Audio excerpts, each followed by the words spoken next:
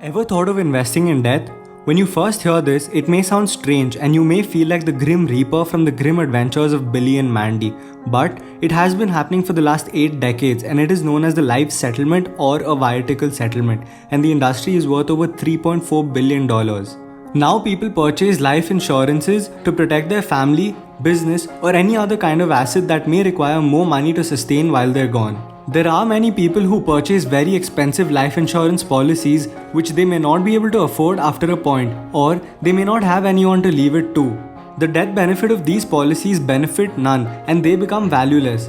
Due to this, there are thousands of people across the globe who are holding life insurance policies and are trying to get rid of them. What do these people do? Well, they go to the market and try to sell their life insurance policies to investors or viatical settlement companies. A viatical settlement can be defined as an arrangement in which someone with a terminal disease who sells his or her life insurance policy at a discount from its original value for ready cash. The buyer or the investor encashes the full amount of the policy when the original owner dies.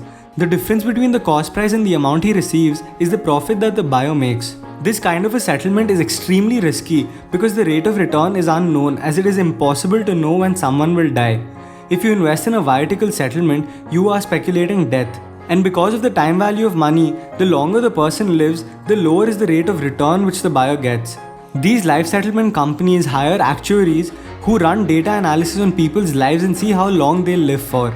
The greatest risk with life settlement is that if the insured lives longer than expected, then the investor ends up paying more premium than they receive from the death benefit.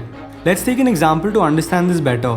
Say you were given an opportunity to buy a life settlement policy for Rs 5 lakh from a man whose life expectancy is only 2 years according to the actuaries, and whose death benefit amount is 50 lakh rupees. The catch here is that the policy carries an annual premium of 2.5 lakh rupees per annum, and that would mean that your total investment would ideally sum up to Rs 10 lakhs. So if the insured person lives only for the expected years, then at the end of 2 years for your investment of Rs 10 lakh, you will receive an amount of Rs 50 lakh, which is a return of 400%. But if the insured lives longer than expected, then you will end up paying more in premiums, which will reduce your return on investment. Though the numbers might sound attractive, it is not an advisable investment strategy, as there are various risks and ethical obligations involved.